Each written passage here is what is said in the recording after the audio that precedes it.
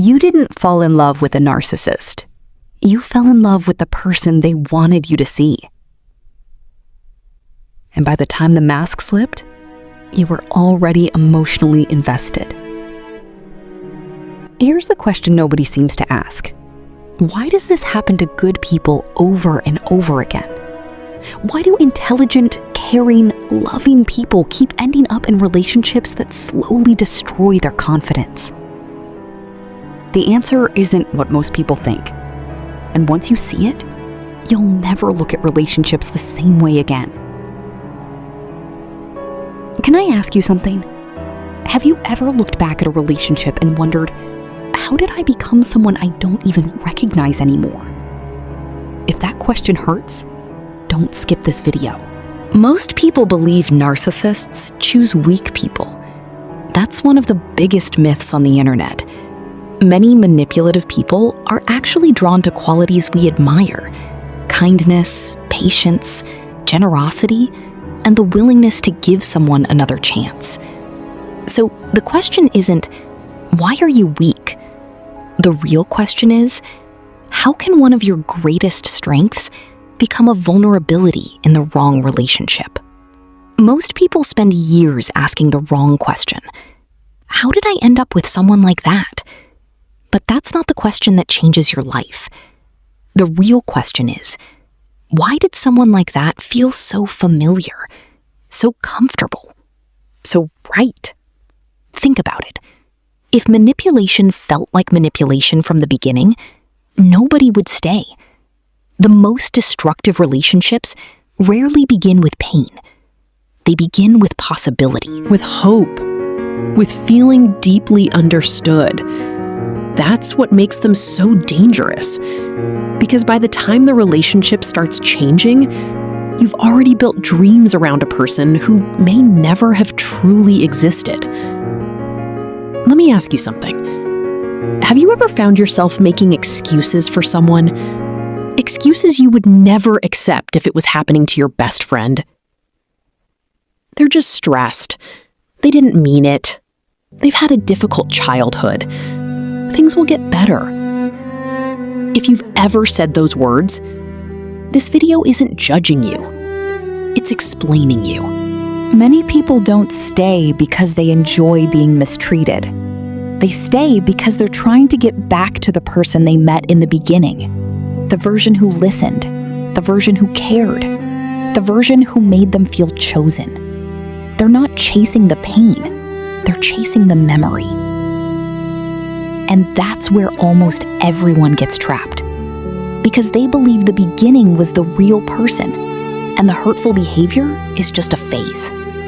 But what if it was the other way around? Here's where the story takes an unexpected turn. Most people think manipulative relationships are built on lies. They're not. They're built on hope. Hope that things will go back to how they were. Hope that love will change them. Hope that if you just become a little more patient, a little more understanding, a little less emotional, everything will finally be okay. But hope can become a trap when it's attached to someone who keeps moving the finish line. Think about the last time someone disappointed you. Did you lower your expectations? Or did you raise your effort? Many good people don't realize they're slowly entering a silent negotiation. Not with the other person, with themselves. They start trading pieces of themselves for tiny moments of peace. They stop saying what they really think. They stop bringing up what hurts them. They stop trusting the voice inside that says, something isn't right. Not because they're weak, but because they're trying to save something they genuinely believed was real. And that's the tragedy. The relationship doesn't usually change them overnight. The relationship doesn't usually change them overnight. It changes them one compromise at a time. Can I ask you something? When was the last time you apologized, even though deep down you knew you hadn't done anything wrong. If a memory just came into your mind, stay with me, because the next part explains why that moment matters more than you probably realize. But here's the part that completely changed my understanding of relationships. Sometimes the biggest warning sign isn't what the other person does. It's what slowly starts happening inside you. By now, you might be wondering something. If the relationship was hurting me, why didn't I just leave? That's the question people ask after the relationship is over. But it's almost never the question they're asking while they're living through it. Because when you're inside the storm, you can't see the storm. You just see tomorrow. Tomorrow they'll change. Tomorrow they'll understand. Tomorrow will be different. And before you realize it, you've stopped measuring the relationship by how it makes you feel and started measuring it by how much you're willing to endure. Read that again in your mind, because that sentence changes everything. A healthy relationship asks you to grow. An unhealthy one slowly asks you to disappear. Here's something I wish more people understood. Manipulation isn't always loud. Sometimes it's so subtle, you don't notice what's changing. Until one day someone asks, "Are you okay?" And you honestly don't know how to answer. Think back to who you were before that relationship. What made you laugh? What dreams were you excited about? Who could you talk to for hours? Now, compare that person to the version of yourself you became. If those two people feel very different, don't blame yourself yet. We're about to uncover why. Because here's the mistake almost everyone makes. They think manipulation begins when someone starts controlling you. Often, it begins much earlier. It begins the moment you start questioning yourself more than you question the relationship. Think about that. Which voice became louder? Your intuition or your self-doubt? But here's where the mystery gets even deeper. Why do two people experience the same warning signs, yet one walks away while the other stays? That question led me down a path I wasn't expecting, and the answer doesn't come from psychology alone. Psychology explains a lot, but it doesn't fully explain why two people can face similar circumstances and respond so differently. That's one reason I became interested in Destiny Blueprint. I see it as another framework that some people use to explore personality tendencies and recurring patterns. Psychology has helped us understand so much about human behavior. It explains attachment, emotional patterns, how our past can influence our present.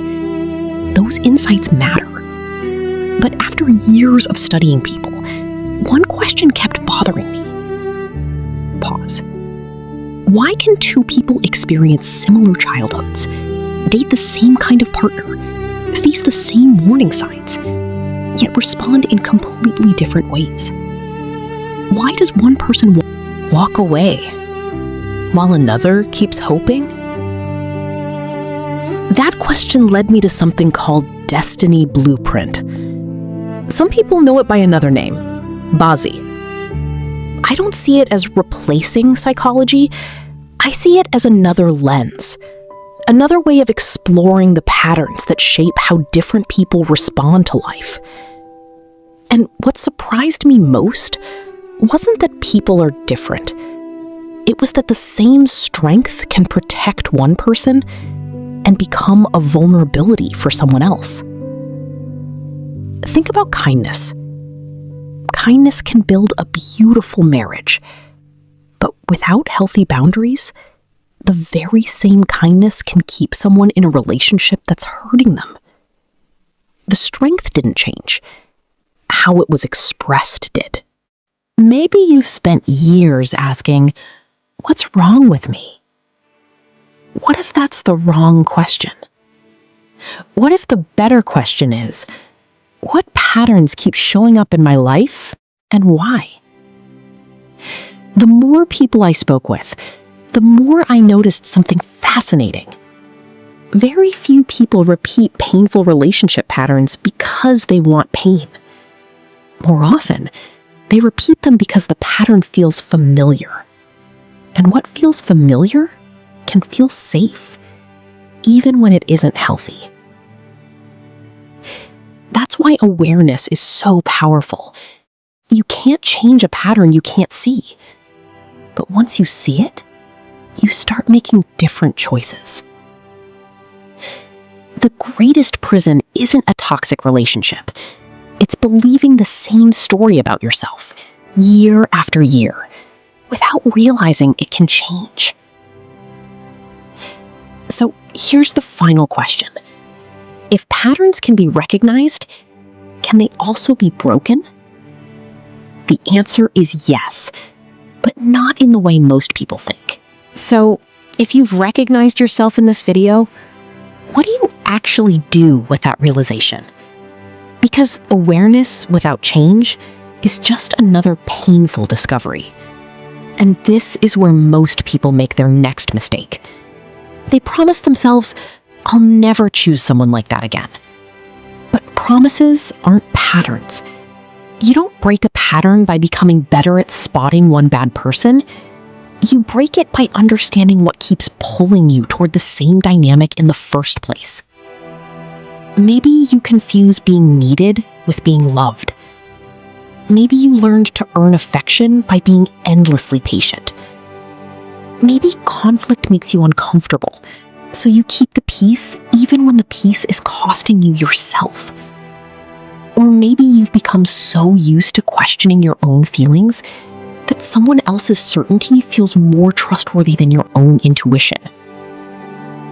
And that's the moment everything changes. Because once you can name the pattern, you can finally stop calling it fate. But there's something even more important. Breaking the pattern doesn't mean becoming colder. You don't have to stop being kind. You don't have to stop loving deeply. You don't have to become suspicious of everyone who gets close to you. You simply have to learn the difference between compassion and self-abandonment. Because those two things can look almost identical from the outside, but they lead to completely different lives. So ask yourself 3 questions. When I love someone, can I still say no? When someone disappoints me, can I tell them without being afraid of losing them? And when something inside me says, "This doesn't feel right," do I listen to that voice? Your answers may tell you more about your relationship patterns than you realize. And this is one reason I find the Destiny Blueprint perspective so interesting. Not because it gives you permission to blame your personality for everything that happens to you, and not because your birth information should decide who you love, but because for people who use Badzi as a self-reflection framework, it can offer another way to explore personality tendencies, strengths, and recurring patterns. The point isn't to say, "This is who you are, and you can't change." It's to ask, is there something about the way I naturally respond to life that I need to understand better? Because knowing yourself isn't about discovering a fixed destiny. Sometimes it's about discovering the choices you keep making before you make them again. Your past may explain your pattern, but it doesn't have to become your future. Remember what I said at the beginning? You didn't necessarily fall in love with the person who eventually hurt you. You fell in love with the version of them you experienced at the beginning. And that's why leaving can feel so complicated. You're not only grieving a person, you're grieving a future you thought you were going to have. The conversations you imagined, the home you pictured, the family you thought you'd build, the version of yourself you thought you'd become beside them. sometimes that's what you're actually trying to let go of. So why do good people keep falling into these patterns? Not because they're stupid, not because they're weak, and not because they deserve it. Sometimes it's because their greatest strengths, love, loyalty, patience, hope, compassion, can become dangerous when they're given without boundaries. The problem isn't having a big heart. The problem is forgetting that your heart needs protection too. And here's the part I want you to remember. Love should never require you to become smaller so someone else can feel bigger. So if you're watching this because someone came to mind, don't ask yourself, why was I foolish enough to stay? Ask a better question. What was I trying so desperately to protect? The relationship? The person you thought they were? The future you imagined? Or the belief that if you just loved hard enough, everything would finally become okay? That answer may tell you more about yourself than the relationship ever could. And if you've been through something like this, I want you to hear this clearly. You don't have to hate yourself for not seeing everything sooner. You don't have to be ashamed that you believed someone. You don't have to punish yourself for loving deeply. You can learn from the pattern without becoming bitter because of it. You can become wiser without becoming colder. You can protect your peace without closing your heart. Because healing isn't becoming someone who never trusts again. It's becoming someone who trusts themselves enough to leave when something no longer feels right. Maybe that's what understanding your own pattern is really about. Not predicting every person who will enter your life. Not blaming your birth date for your choices. But becoming curious about yourself, your tendencies, your strengths, your blind spots, and the patterns you may keep repeating without realizing it. That's the part of Destiny Blueprint that interests me most. Self-understanding. So before you leave, I want you to do something. Think of the relationship or person that came to mind while watching this, and ask yourself one question. What did this relationship teach me about myself? If you know someone who needs to hear this, send it to them. And if you want more conversations about relationships, human behavior, and the hidden patterns that shape our lives, stay with me, because we're only beginning to uncover them.